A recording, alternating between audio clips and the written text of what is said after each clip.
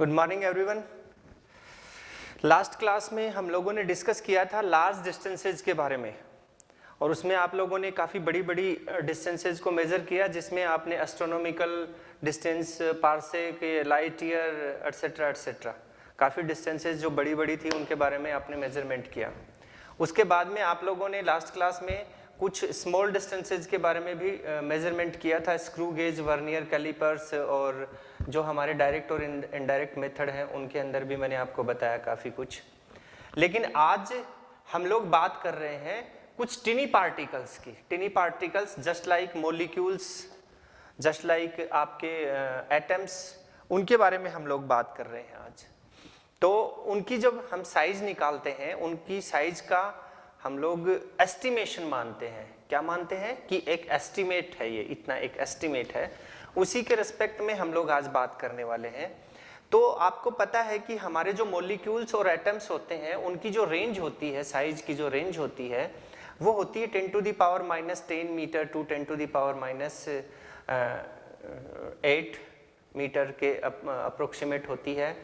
तो उस रेंज के जो पार्टिकल्स होते हैं उनको हम स्क्रू गेज से तो मेजर नहीं कर पाएंगे, क्योंकि स्क्रू गेज की जो रेंज है वो है अप्रोक्सीमेट 10⁻⁵। लीस्ट काउंट जो है उसका वो है 10⁻⁵ मीटर, दैट मीन्स 0.1 mm, इसके अप्रोक्सीमेट होता है। फिर अगर हमारे दिमाग में आता है कि उन टेनी पार्टिकल्स को क्यों ना हम लोग किससे देख लें, माइक्रोस्कोप से देख लें, तो माइक्रोस्कोप की जो रेंज होती है, जो विजिबल रेंज होती है उसकी देखने की 10⁻⁻6 मीटर टू 10⁻⁷ मीटर की होती है, ये रेंज होती है। और इस रेंज के अंदर हम लोग किसी भी पार्टिकल को 2000 टाइम्स, मतलब किसी भी पार्टिकल की जो साइज है उसको 2000 गुना ज़्यादा बड़ी देख सकते हैं। लेकिन एक समस्या आती है, समस्या ये आती है कि जो विजिबल लाइट है, उसी विजिबल लाइट की वजह से हमें ऑब्जेक्ट नज़र आते हैं इस माइक्रोस्कोप में। तो उस विजिबल लाइट की जो वेवलेंथ है वो होती है 4000 एंगस्ट्रॉम टू 7000 एंगस्ट्रॉम, ये रेंज होती है। अब अगर मैं आपको बोलूं कि अगर विजिबल लाइट की वेवलेंथ से छोटा कोई पार्टिकल है, मतलब विजिबल लाइट की वेवलेंथ 4000 एंगस्ट्रॉम से 7000 एंगस्ट्रॉम की होती है, उससे अगर कोई छोटा पार्टिकल है, उस वेवलेंथ से अगर छोटा कोई पार्टिकल है, तो उसको क्या हम माइक्रोस्कोप में देख पाएंगे? बिल्कुल नहीं देख सकते उसको, क्योंकि माइक्रोस्कोप के अंदर जो प्रोसेस होता है देखने का, उसमें क्या होता है कि जो विजिबल लाइट है वो पार्टिकल से जाके टकराती है, उसको हिट करती है और बाद में रिफ्लेक्ट होके हमारे आई के रेटिना पे आके गिरती है, उस वजह से हमें दिखाई देता है। तो ये मान लीजिए कि विजिबल लाइट जो है, ये लीजिए विजिबल लाइट की जो वेव है उसको हमने ऐसे ऐसे बनाया, इस तरीके से हमने बनाया, ठीक है। अब ये इसकी वेवलेंथ को भी डिनोट करती है, ये इसकी लैम्डा है, इस तरीके से। अब यहाँ पे देख लीजिए, ये कोई पार्टिकल है, इस पार्टिकल के तो ऊपर से निकल गई है, इससे तो टकरा ही नहीं और इससे ये टकरा भी नहीं सकती, क्योंकि इसकी वेवलेंथ, इसकी जो वेवलेंथ है, ये वेवलेंथ है इसकी, और इस वेवलेंथ से तो ये बहुत छोटा पार्टिकल है। तो उस केस में क्या होगा? उस केस में हम इसको यूज नहीं कर पाएंगे इसको देखने के लिए। तो उसके लिए हमें क्या करना पड़ेगा? एक नया प्रोसेस अप्लाई करना पड़ेगा, एक नई कोई ऐसी चीज ढूंढनी पड़ेगी जिसकी साइज इस पार्टिकल की साइज की वेवलेंथ की हो। तो फिर हमने सोचा कि उससे जो छोटी साइज की जो वेवलेंथ जो होती है वेव की, वो होती है एक्स रेज की। किसकी होती है? एक्स रेज की, एक्स रेज की। तो एक्स रेज की जो वेवलेंथ है उसको अगर हम दिखाएं तो वो इस तरीके से हम दिखा सकते हैं, ये मान लीजिए इस तरीके से, इससे छोटी वेवलेंथ होती है। लेकिन अगर मैं बोलूं कि इस वेवलेंथ, ये मान लीजिए ये इसका लैम्डा है, यहाँ पे इस वेवलेंथ से भी छोटा कोई पार्टिकल है, इस वेवलेंथ से भी छोटा कोई, बहुत ज्यादा छोटा है, वेरी टिनी पार्टिकल, वेरी टिनी पार्टिकल, जिसकी जो साइज है वो एक्स रेज की वेवलेंथ से भी छोटी है। मान लीजिए ऐसे ऐसे दिखाएं उसको, तो क्या उस केस में ये यूज होगा? नहीं होगा। उस केस में ये यूज होगा? नहीं होगा। तो इस पार्टिकल को देखने के लिए, इसकी साइज का एस्टिमेशन करने के लिए हम यूज करते हैं एक नई टेक्नोलॉजी का, और वो टेक्नोलॉजी क्या है? वो टेक्नोलॉजी है इलेक्ट्रॉन माइक्रोस्कोप। हम क्या करेंगे, इलेक्ट्रॉन माइक्रोस्कोप में ये जो वेवलेंथ है, इस वेवलेंथ के रेंज के पार्टिकल, हम इतनी वेवलेंथ को क्रिएट करते हैं कि छोटे से छोटा मॉलिक्यूल, जैसे इस रेंज के जो पार्टिकल हैं उनकी वेवलेंथ का हम उसमें लेते हैं और उसकी रेंज के अकॉर्डिंग हम लोग उसके अंदर उसके एक बीम बनाते हैं और उस बीम के अकॉर्डिंग हम उसके अंदर वो जो पार्टिकल है उसकी साइज का एस्टिमेशन कर सकते हैं।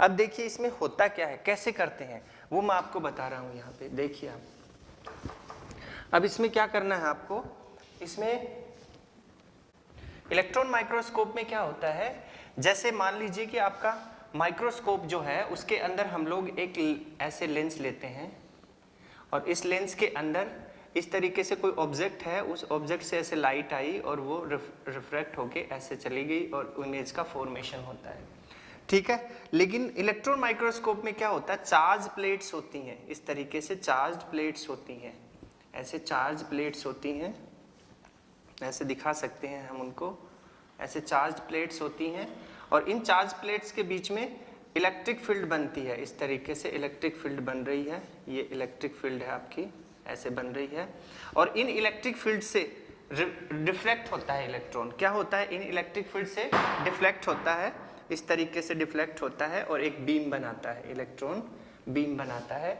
और वो बीम का फॉर्मेशन कैसे होगा वो मैं यहाँ पे राइट करता हूँ, देखिए आप कैसे यूज करते हैं, क्या टेक्नोलॉजी यूज होती है इसके अंदर, use accelerated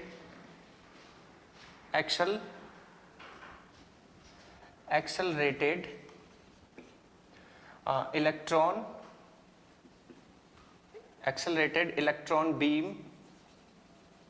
beam instead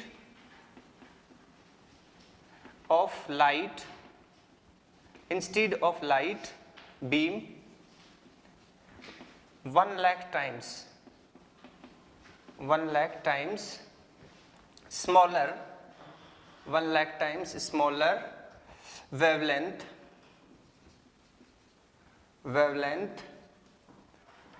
than light, ये वाली चीज इसके अंदर हम लेते हैं इस तरीके से, ठीक है।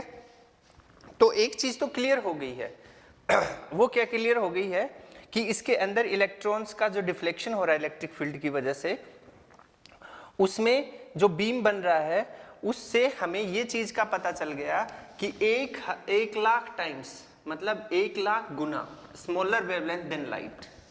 तो उस केस में जो ये बना है बीम, उसकी जो वेवलेंथ है वो लाइट की वेवलेंथ से 1 लाख गुना छोटी होती है। तो हम लोग बहुत ही ज्यादा टिनी पार्टिकल की साइज को इससे एस्टिमेट कर सकते हैं। अब जो विजिबल रेंज होती है लाइट की, उस विजिबल रेंज के अंदर ही हमें कलर दिखाई देते हैं। तो ये जो रेंज आई, इस रेंज में तो विजिबल लाइट होगी नहीं, क्योंकि ये तो उससे 1 लाख गुना छोटी वेवलेंथ की है। तो उस केस में हमें किसी भी पार्टिकल का कलर जो है वो शो नहीं होगा। ये चीज हमें नोट करके रखनी है, ये हमें माइंड में सेट करके रखना है कि इस केस में हमें बिल्कुल भी किसी भी पार्टिकल का कलर दिखाई नहीं देगा, कलरलेस नजर आएगा वो हमेशा। तो ये है हमारा डायरेक्ट मेथड। किसके लिए डायरेक्ट मेथड है ये हमारा डायरेक्ट मेथड है हमारे जो मॉलिक्यूल्स हैं और जो एटम्स हैं, एटम्स और मॉलिक्यूल्स हैं, उनकी जो साइज है उसका एस्टिमेशन करने के लिए डायरेक्ट मेथड को यूज में लेते हैं, जिसके अंदर हम इलेक्ट्रॉन माइक्रोस्कोप का यूज करते हैं। ये एक ऑपरेटर्स है हमारे लिए। तो इसमें हम क्या करेंगे, estimation of very small distances में to measure distances as how as size this one 10 to the power minus 8 meter to 10 to the power minus 10 meter of a molecule. Electron microscopes are used. Electron microscopes are able to resolve atoms and molecules while using tunneling microscope. It is possible to estimate size of a molecule. ये वाली चीजें direct method में आएगी। किसके direct method में आएगी, estimation of very small distances के method में डायरेक्ट में आएगी। अब इसके अलावा जो इनडायरेक्ट मेथड जो यूज होता है वो क्या है, उसके बारे में अपन बात करते हैं। जो इनडायरेक्ट मेथड होता है उसके अंदर हम इन मॉलिक्यूल्स और एटम्स की साइज को कैसे एस्टिमेट करेंगे, उसके लिए हमने एक मेथड बनाया और उस मेथड का नाम रख दिया oleic method, oleic acid method. अब इस ओलिक एसिड को ही हमने इसमें यूज क्यों लिया, सबसे पहला क्वेश्चन तो ये आता है। और इसको यूज लेने का रीजन ये था कि ओलिक एसिड जो है वो मोनोमोलिक्यूलर लेयर बनाता है। क्या बनाता है? मोनोमोलिक्यूलर लेयर बनाता है। अब बात ये आती है कि ये मोनोमोलिक्यूलर लेयर क्या होती है। इसके लिए एक एग्जांपल लेते हैं अपन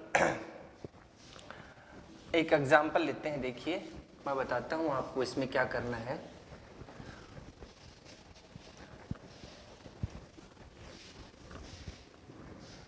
एक एग्जांपल लिया अपन ने। सपोज करते हैं कि हमारे पास में एक स्विमिंग पूल है। क्या है? एक स्विमिंग पूल है। इस तरीके से मान लेते हैं कि ये एक स्विमिंग पूल है, इस तरीके से, ठीक है। अब इस स्विमिंग पूल के लिए हमने क्या किया, ध्यान से सुनिएगा आप। इस स्विमिंग पूल का ये लेयर है, ऊपर वाली लेयर है। इसमें मैंने प्लास्टिक की बॉल्स डाल दी। क्या डाल दी? प्लास्टिक की बॉल्स। तो प्लास्टिक की जो बॉल्स हैं वो इसके अंदर नहीं डूबेंगी और इसके सरफेस के ऊपर इक्वली डिस्ट्रीब्यूट हो जाएंगी। मतलब इस तरीके से डिस्ट्रीब्यूट हो जाएंगी पानी के सरफेस पे, जो लिया है हमने उसके ऊपर, इस तरीके से ऐसे ऐसे ऐसे ऐसे ऐसे इस तरीके से डिस्ट्रीब्यूट हो जाएंगी। मतलब एक एक बॉल इस तरीके से डिस्ट्रीब्यूट होगी। और इसका रीजन ये है कि इनके ऊपर नीचे की साइड में ग्रेविटेशनल फोर्स अप्लाई हो रहा है, जिसकी वजह से ये एक जगह पे, जैसे हम ऊपर से मिट्टी गिराते हैं, मान लीजिए ये हम मिट्टी गिरा रहे हैं, तो यहाँ पे ये सरफेस है, इस सरफेस पे एक ऐसे ढेर सा बन जाएगा, ऐसे एक ढेर सा बन जाएगा ऐसे, ठीक है। लेकिन अगर हम इसी सरफेस के ऊपर पानी की बूंद गिराएं, ये लीजिए ड्रॉप ऑफ वाटर है ऐसे, ये एक ड्रॉप ऑफ वाटर है, इसको अगर गिराएं हम लोग, तो ये ड्रॉप ऑफ वाटर क्या होता है, ये यहाँ पे एक थिन फिल्म बना देता है, ऐसे फैल जाता है, ये इसके ऊपर एक थिन फिल्म बना देता है इस तरीके से। तो ये वाला इस तरीके से बनाता है, ये थिन फिल्म बना देता है ऐसे, और ये ऐसे इकट्ठा हो जाता है। तो जो लिक्विड है, उस लिक्विड की ये प्रॉपर्टी होती है इस तरीके से फैलने की। अब उसी तरीके से हमने समझा कि ये जो फैला है यहाँ पे, इसके ये मॉलिक्यूल्स हैं। सपोज कीजिए सिंगल मॉलिक्यूल्स हैं, ऐसे सिंगल, मतलब एक मॉलिक्यूल जो है वो एक दूसरे के साथ में है बट एक दूसरे के ऊपर नहीं है, मतलब ये ऐसे नहीं रखे हुए हैं, ऐसे नहीं रखे हुए हैं, ठीक है। तो इस लेयर को क्या बोलेंगे? मोनोमोलिक्यूलर। मान लीजिए मॉलिक्यूल्स हैं, ये क्या है? मॉलिक्यूल्स हैं सारे के सारे। तो ये सिंगल मॉलिक्यूल्स की लेयर बनी है, इसको हम बोलते हैं मोनोमोलिक्यूलर लेयर, ठीक है। अब इसी टेक्नोलॉजी को, ये जो टेक्निक है, जो फिल्म बनी है यहाँ पे, इसी को हम यूज में लेने वाले हैं इस ओलिक वाले मतलब इस ओलिक एसिड के मेथड में। अब हमें पता ये करना है कि ये बनेगी कैसे। उसके लिए हमने क्या किया, उसके लिए हमने एक बर्तन लिया। सपोज कीजिए, टॉप व्यू दिखा रहा हूं मैं आपको, टॉप व्यू। मान लीजिए हमारे पास कोई वेसल है, उस वेसल का टॉप व्यू है ये क्या है? उसका टॉप व्यू। इसमें पानी भरा हुआ है और उस पानी में हमने एक पाउडर डाल दिया। उसके पूरे सरफेस के ऊपर जो वाटर है, उसके पूरे सरफेस पे हमने एक पाउडर डाल दिया। इस पाउडर के ऊपर जैसे ही हम एक ओलिक एसिड की ड्रॉप डालते हैं, जैसे ही हम ड्रॉप डालते हैं, ऐसे मान लीजिए ड्रॉप डाली, ड्रॉप डालते ही जो पाउडर है वो साइड में हट जाता है ऐसे चारों तरफ, और यहाँ पे एक सर्कुलर ऐसे गैप बन जाता है और यहाँ पे हमें पानी नजर आने लग जाता है। पूरा पाउडर इस साइड में आ जाता है ऐसे ऐसे ऐसे, ठीक है। ये एक एक्सपेरिमेंट हमने करके देखा, और इस एक्सपेरिमेंट को करने से क्या हुआ, ये हमारे पास एक सर्कुलर जो फिल्म बनी है यहाँ पे, इस फिल्म का हम डायामीटर नाप सकते हैं, ठीक। इसका डायामीटर हमें मिल सकता है, हम इजीली इसको मेजर कर सकते हैं। और साथ में हम ये भी मेजर कर सकते हैं कि कितनी ड्रॉप ऑफ वाटर यहाँ पे हमने डाला था। Drop of water, number of drops कितनी हमने यहाँ पे डाली थी, उसको भी हम यहाँ पे मेजर कर सकते हैं। तो ये चीज़ है। अब देखो, अब अगर हम इसका एक सॉल्यूशन बनाया हमने ओलिक एसिड का अल्कोहल के साथ। किसके साथ बनाया? अल्कोहल के साथ। अल्कोहल के साथ क्यों बनाया, इसका रीजन भी मैं आपको बताऊंगा। हमने एक सॉल्यूशन बनाया और उस सॉल्यूशन में हमने क्या किया, 1 सेंटीमीटर क्यूब, क्या लिया? 1 सेंटीमीटर क्यूब। यहाँ से हमने 1 सेंटीमीटर क्यूब ओलिक एसिड लिया और उसका हमने अल्कोहल के साथ में 20 सेंटीमीटर क्यूब का एक सॉल्यूशन बनाया। क्या बनाया? सॉल्यूशन। ये सॉल्यूशन बनाया, ठीक। ठीक है। अब इस 20 सेंटीमीटर क्यूब के सॉल्यूशन में से दोबारा से हमने 1 सेंटीमीटर क्यूब का एक और सॉल्यूशन लिया और उसको दोबारा से अल्कोहल में रिजोल्व किया, डाइल्यूट किया। डाइल्यूट करने के बाद में हमें 20 सेंटीमीटर क्यूब का एक और सॉल्यूशन बनाया। ये क्या है, 2 टाइम्स डाइल्यूट हो गया है। क्या हो गया है, 2 टाइम्स डाइल्यूट हो गया है हमारा सॉल्यूशन। ठीक है, तो हम इस 1 सेंटीमीटर क्यूब को कैसे डिनोट करेंगे वो मैं आपको बता रहा हूं। तो ये जो 1 सेंटीमीटर क्यूब है ये कितना बना आपका, 1 सेंटीमीटर क्यूब बना आपका 2 टाइम्स हो गया, तो 1/20 इंटू 20 सेंटीमीटर क्यूब, इतना बन गया आपका सॉल्यूशन। मतलब इतने में से 1 सेंटीमीटर क्यूब क्या है आपका, ओलिक एसिड। अब देखिए यहाँ पे इसको हम ऐसे भी डिनोट कर सकते हैं, 1 सेंटीमीटर क्यूब ये है 1/400 सेंटीमीटर क्यूब, ऐसे भी डिनोट कर सकते हैं हम इसको। या फिर हम इसको और इजी तरीके से समझना चाहें तो हम लिख सकते हैं 400 सेंटीमीटर क्यूब जो है उसके अंदर क्या है, 1 सेंटीमीटर क्यूब। ठीक है, 1 centimetre cube oleic acid LEIC acid.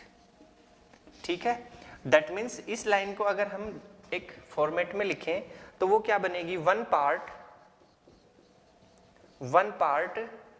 पर 400, 1 पार्ट पर 400। ठीक है, ये बन गया हमारा, इसको हमें याद रखना है। अब इस चीज को हम कैसे डिनोट कर सकते हैं, देखिए वॉल्यूम टू वॉल्यूम अगर इसको बनाएं तो हमारे पास में क्या बनेगा, देखिए ध्यान से, 1/400 volume to volume oleic acid, oleic IC acid, ये बना हमारे पास में। ठीक है, अब इसकी आगे कैलकुलेशन करते हैं। आगे कैलकुलेशन क्या करेंगे, जैसे हमने बताया था आपको अभी अभी, क्या बताया था, ये हमने क्यों निकाला इसका रीजन बताता हूं। जैसे हमने एक वेसल लिया था, उस वेसल पे पाउडर छिड़क दिया, पाउडर छिड़कने के बाद में ओलिक एसिड की ड्रॉप डाली, ड्रॉप डालने से वो पाउडर साइड में हट गया और एक सर्कुलर फिल्म बन गई। अब उस फिल्म की थिकनेस क्या है, मान लिया कि वो मोनोमोलिक्यूलर लेयर बनी, ठीक है, लेकिन उसकी थिकनेस क्या है, उसकी जो थिकनेस होगी वही ओलिक एसिड के एक मोलिक्यूल का डायमीटर होगा, क्योंकि सिंगल मोनोमोलिक्यूलर लेयर है, इसका मतलब सिंगल जो मॉलिक्यूल्स हैं ओलिक एसिड के वो उसके ऊपर पूरी तरीके से फैले हुए हैं और उसी की एक फिल्म बनी हुई है वहां पे। तो उस चीज को फाइंड आउट करने के लिए हमने इस प्रोसेस को यूज में लिया। अब देखिए हमने अल्कोहल को ही क्यों यूज में लिया, अल्कोहल को यूज में लेने का रीजन ये था कि अल्कोहल जो है वो फैलने के बाद जैसे मोनोमोलिक्यूलर लेयर बनेगी, उस केस में वो ज्यादा दूरी तक फैल जाएगी, उस केस में क्या होगा, उस केस में इवेपोराइज हो जाएगा क्या, अल्कोहल, और फाइनली क्या बचेगा उसमें जो बचा हुआ जो थिन फिल्म बनी हुई है उसी को हम कंसीडर करेंगे कि वो थिन फिल्म जो है वो ओलिक एसिड की ही बनी हुई है, उसमें अल्कोहल का कोई मॉलिक्यूल नहीं है, ऐसा हम अज्यूम करते हैं, और अल्कोहल जो है वो इवेपोराइज हो जाता है। ठीक है, अब थोड़ा और आगे चलते हैं इसको सोल्व करने के लिए। तो उसमें हमें क्या करना है, देखिए, तो अब इसमें हमें ये भी पता होना चाहिए कि हमने कितनी ड्रॉप्स जो हैं वो ओलिक एसिड की उस पानी के अंदर गिराई थी जिससे वो फिल्म बनी है। तो उसके लिए हम क्या करेंगे, उसके लिए हमने एक ब्यूरेट लिया और ब्यूरेट में हमने उस सॉल्यूशन को भर दिया जो हमारे पास था। अब देखिए इस तरीके से हमने एक एक्सपेरिमेंट किया, मान लीजिए कि ये आपका ब्यूरेट है, इस तरीके से एक ब्यूरेट लिया हमने ऐसे, ये ब्यूरेट है आपका ऐसे, और इस ब्यूरेट को हमने यहाँ पे स्टैंड पे लगा दिया है, ये स्टैंड है, यहाँ पे स्टैंड है, ये आपका ऐसे लगा दिया।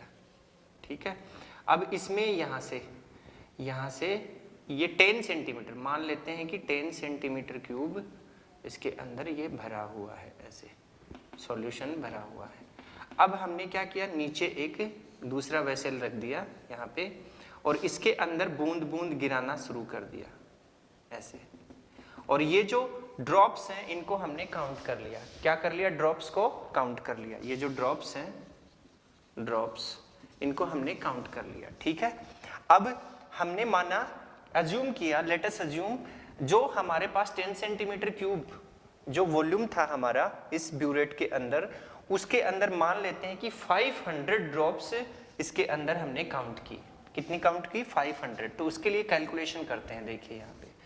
दैट मीन्स हमने लिया 10 सेंटीमीटर क्यूब में कितनी ड्रॉप्स हैं? 500 ड्रॉप्स। ठीक है। अब 1 सेंटीमीटर क्यूब में कितनी ड्रॉप्स होंगी? ध्यान से देखिए, 10/500 centimetre cube. That means 1 centimetre cube में कितनी हो जाएंगी? 1/50 सेंटीमीटर क्यूब। ठीक है, कितनी हो गई? 1 सेंटीमीटर क्यूब में 1/50 सेंटीमीटर क्यूब। तो ओलिक एसिड इस ड्रॉप के अंदर कितना लेंगे हम लोग? ये 1 सेंटीमीटर क्यूब में आया, तो ओलिक एसिड 1 सेंटीमीटर क्यूब में कितना ओलिक एसिड होगा? ये तो हमने निकाला यहाँ पे, ये तो हमें पता है। तो उसके हिसाब से अगर हम लें तो हम लिख सकते हैं then oleic acid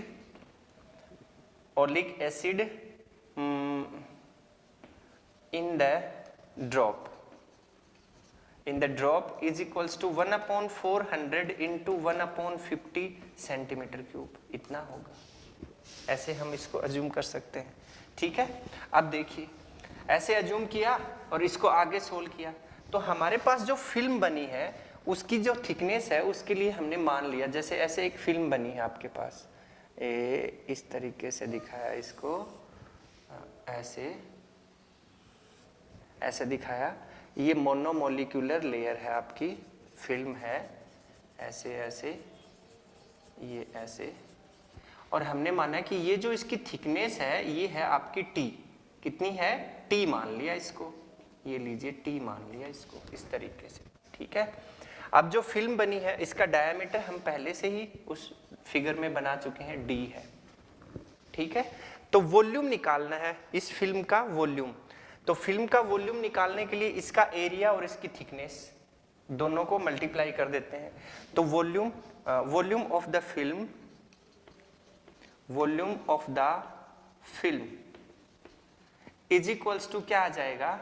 area into thickness T। ये इक्वेशन 1 बना दी, जैसे मान लीजिए एक बार थोड़ी देर के लिए। अब अगर मैं ये बोलूं कि हमारे पास में जो ड्रॉप्स हैं, ये यहाँ पे तो हमने 500 ड्रॉप्स के लिए निकाला था, सिंगल ड्रॉप के लिए इतना आया, तो मान लेते हैं कि n ड्रॉप्स हैं। कितनी ड्रॉप्स हैं? n। नंबर ऑफ ड्रॉप्स कितनी है? n। इफ n ड्रॉप्स अगर हम पानी के अंदर गिराएं, ये जो पानी है जिसके ऊपर लेयर बनी है उसमें अगर हमने n ड्रॉप्स फॉल करवाई हैं, गिराई हैं, तो उस केस में अगर हम उसका वॉल्यूम देखें तो क्या बनेगा?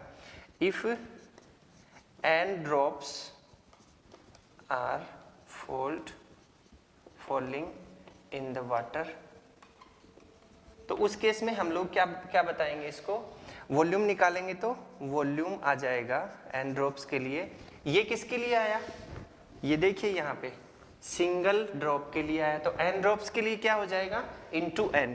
तो आप लिख सकते हैं n into 1/400 into 1/50 centimetre cube. ठीक है, इसको बनाया इक्वेशन नंबर 2। अब ये जो फिल्म का जो हमने डायमीटर के अकॉर्डिंग निकाला और उसकी थिकनेस के अकॉर्डिंग निकाला वॉल्यूम, वो तो ये आ गया। और ये किसके लिए निकाला हमने? ड्रॉप्स के अकॉर्डिंग। और एक ड्रॉप का वॉल्यूम वगैरह निकाल के 1 सेंटीमीटर क्यूब वगैरह निकाल के हमने ये निकाला n ड्रॉप्स के लिए। तो ये दोनों एक दूसरे के इक्वल होने चाहिए कि नहीं होने चाहिए? क्योंकि जितनी ड्रॉप्स हैं उसी के हिसाब से तो ये एरिया कवर हुआ है और उसी के हिसाब से उसकी थिकनेस बनी है, तो उसके हिसाब से ही हमने इन दोनों को एक दूसरे के कंपैरिजन में ले सकते हैं। और कंपैरिजन में लेंगे तो क्या होगा? देखिए यहाँ पे कंपैरिजन में लेंगे तो हम लोग इनको लिख सकते हैं। यहाँ से हमने लिखा area into T is equals to n into 1/400 into 1/50, दोनों को इक्वल कर दिया, सेंटीमीटर क्यूब, दोनों को इक्वल कर दिया है। अब हमें सिर्फ थिकनेस निकालनी है। थिकनेस क्यों निकालनी है? क्योंकि ये जो थिकनेस है यही एक मॉलिक्यूल का डायमीटर बताएगी हमें। ये जो फिल्म बनी है, इस फिल्म की जो थिकनेस है वही हमें एक मॉलिक्यूल का, ओलिक एसिड के एक मॉलिक्यूल का डायमीटर हमें बताएगी। और एक मॉलिक्यूल का ही क्यों बताएगी, क्योंकि ओलिक एसिड मोनोमोलिक्यूलर लेयर बनाता है, तो इसके अंदर एक मॉलिक्यूल दूसरे मॉलिक्यूल के ऊपर नहीं, जबकि एक दूसरे के अगल बगल में होता है, दाएं बाएं होता है, जैसा कि मैंने इसमें दिखाया है। तो T की वैल्यू हमें फाइंड करनी है, तो T इज इक्वल्स टू क्या आ जाएगा, n into 1/400 into 1/50 upon area. ठीक है, अब ये D है, तो इसके हिसाब से अगर एरिया निकालें इसका, तो पाई डी स्क्वायर लिख सकते हैं आप, पाई डी स्क्वायर बाई 4। ठीक है, तो ये बन जाएगा आपका पाई डी स्क्वायर बाई 4 एरिया इसका।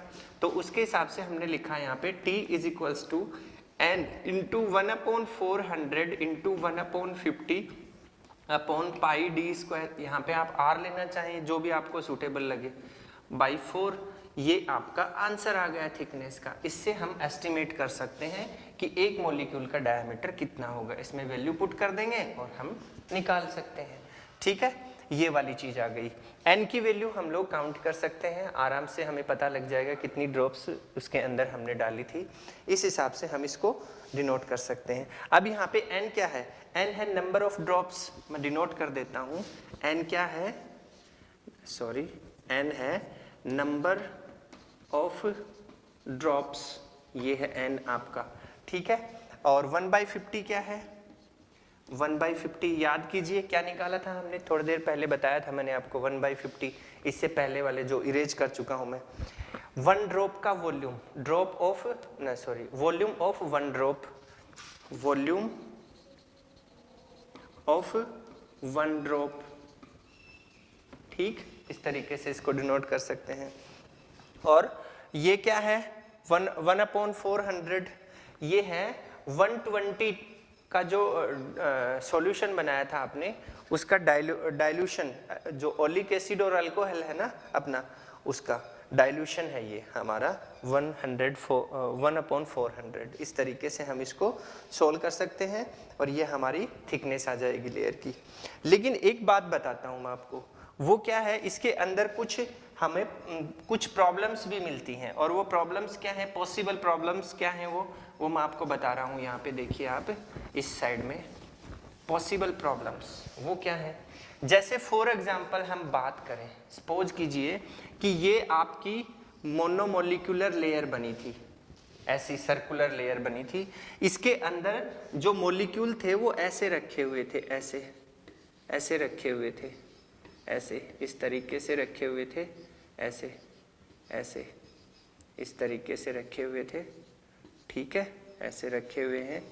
आप अगर देखें तो मैं इसको थोड़ा जूम करूं, तो जूम करने के बाद में ये एक मॉलिक्यूल है, ये दूसरा मॉलिक्यूल है, ये तीसरा मॉलिक्यूल है।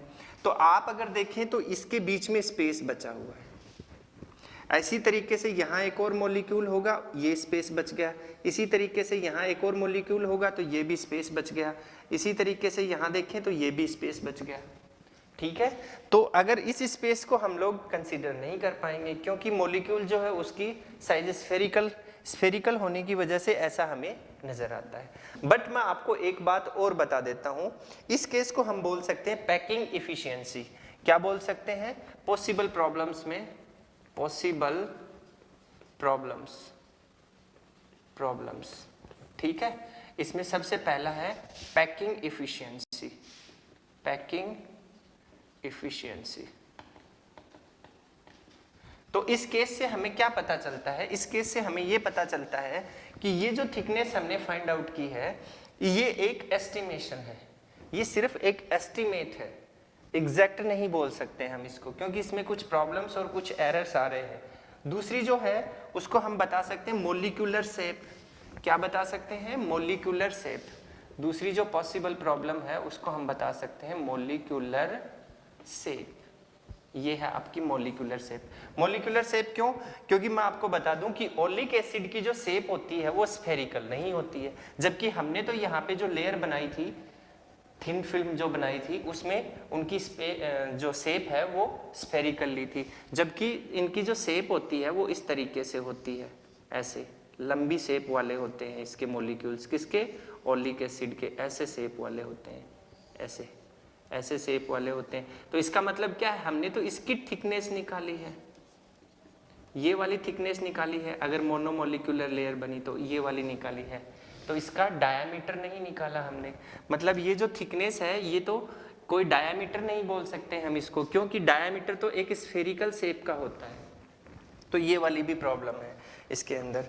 तो हम लोग इसमें सिर्फ और सिर्फ एक एस्टिमेट निकाल सकते हैं, एग्जैक्ट वैल्यू नहीं निकाल सकते। एक अप्रोक्सीमेट वैल्यू हमें मिल जाएगी कि ये इसका डायामीटर हो सकता है, पॉसिबल है ये इसका डायामीटर, ठीक है, मॉलिक्यूल का। तो ये आज हमने पढ़ा ओलिक एसिड इनडायरेक्ट मेथड और डायरेक्ट मेथड आपका इलेक्ट्रॉन माइक्रोस्कोप। तो आज की क्लास में इतना ही। नेक्स्ट क्लास में हम एक नए टॉपिक के साथ फिर से हाजिर होंगे। आप लोगों के लिए एक अच्छा टॉपिक लेके आएंगे और उसमें कुछ अदर कैलकुलेशंस भी आपको बताएंगे। आप ऐसे ही पढ़ते रहिए और मुस्कुराते रहिए, खेलते रहिए और स्वस्थ रहिए। Thank you. Have a nice day, everybody.